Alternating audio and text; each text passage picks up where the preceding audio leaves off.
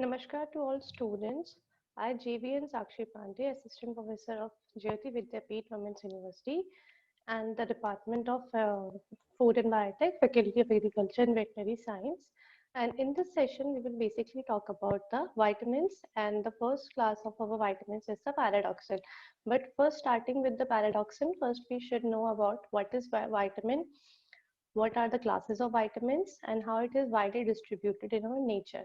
So when we talk about the vitamins, the first thing about vitamins that it is a micronutrient which is required in minute amount. Okay, so in minute amount means the requirement of vitamin is not in grams or in like higher quantity, but it is required in many minute amount, like that is like in your mg microgram as well as μg. Okay, so the quantity of vitamins that we have taken in our diet is very low, but it is required in many body function of the human kind. Okay, so vitamins like it basically classified in our two forms.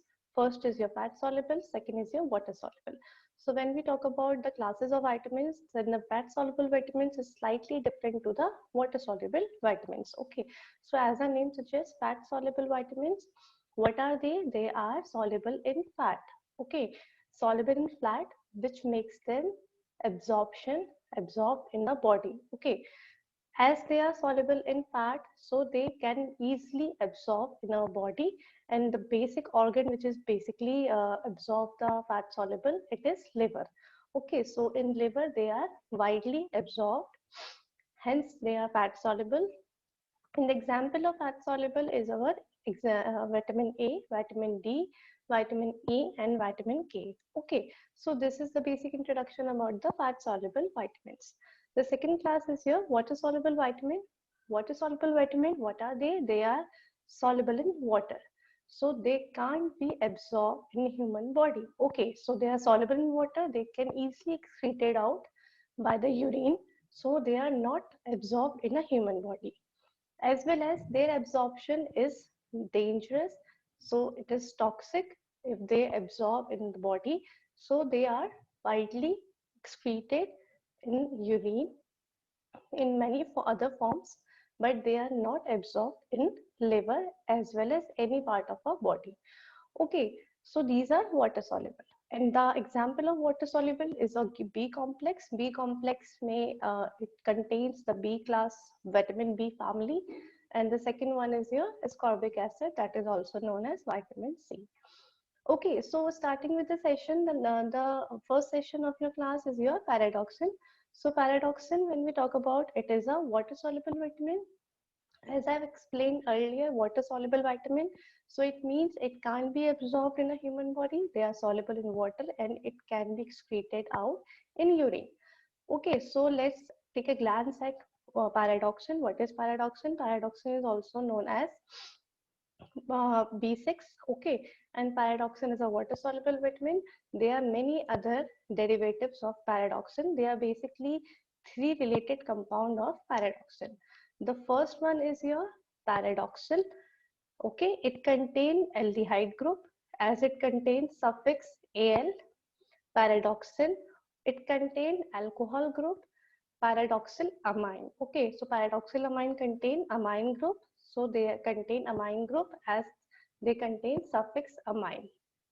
So all three are widely effective derivative of paradoxal. And the coenzyme form of paradoxin, it's PLP. So let me introduce about the coenzyme. What are coenzymes? Paradoxin can't be able to function. Okay, they are only function in their coenzyme form. So every water soluble vitamin, basically the all your B complex vitamin contains some of their coenzyme form, which basically function. Okay, it is, you can also say that this is the active form of paradoxin, that is PLP, that is pyridoxal phosphate. Okay, so as we take more glance on this, the pyridoxal amine is basically found in your plant as and pyridoxin is basically found in your animal food. Okay, so animal food and plant food, as you know, animal food is all the food which is non-vegetarian sources.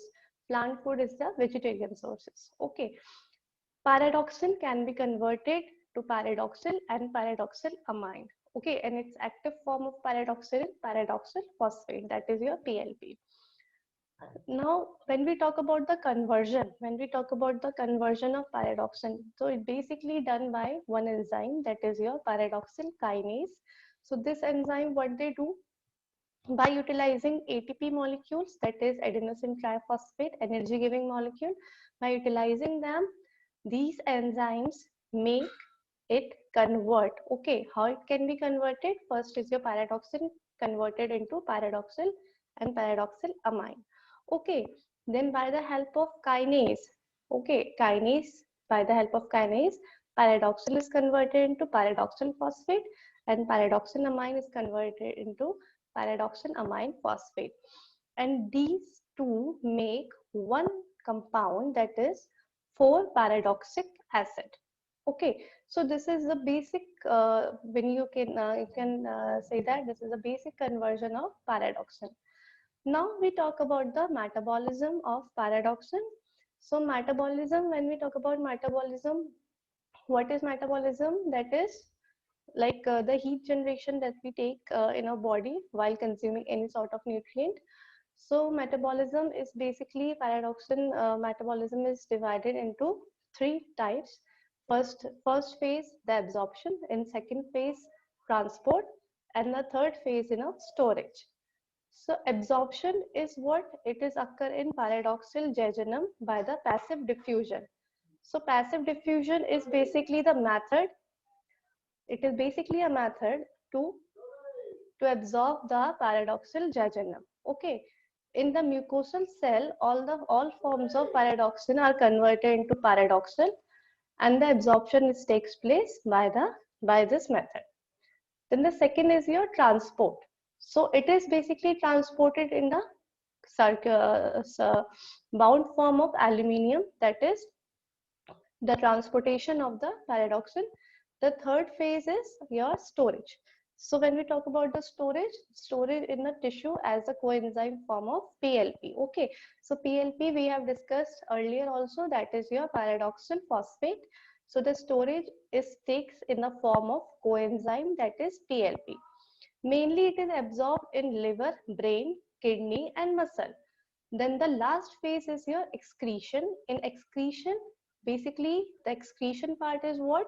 When the paradoxin is excreted out in your body, by the body, and it is basically excreted in urine by the form of 4-paradoxic acid, that is converted form of paradoxin. Now we talk about your sources and your RDA related to paradoxin. So when we talk about the RDA is what? Recommended dietary allowances. It is recommended dietary allowances is what?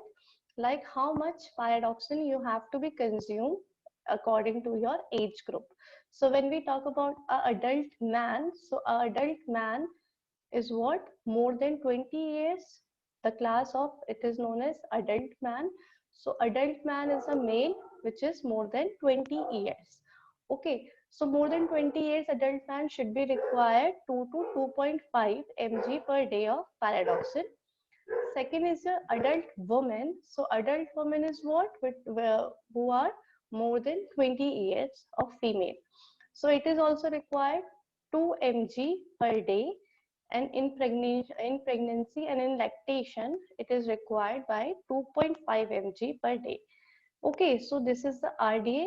And the dietary sources is basically the richest sources of your paradoxin is animal source, that is your egg yolk, fish, milk, and meat. In vegetable sources, you can count wheat, corn, cabbage, roots, and tubers. Okay, so these are the classes of your dietary sources. The last thing we have to discuss in this, like what kind of question that may arises in your exams. So when we talk about competitive exams related to this topic, paradoxin, what they can commonly ask, the RDA unit. Okay, it's coenzyme form. It's basically asked in competitive exams. And in your semester exams, this can be we can ask about the function and the deficiency disorder, plus the introduction part of paradoxin. So in your activity, you can also do like researching more for the books. So the books which can I be suggested in this for this topic is your Bishri Lakshmi. It is a book which is widely describe all the vitamins, mineral, and all your micronutrients and macro. So it is basically a very good book for this topic. And in next topic, we will discuss about the function and deficiency of your pyridoxine. So thank you all for this session.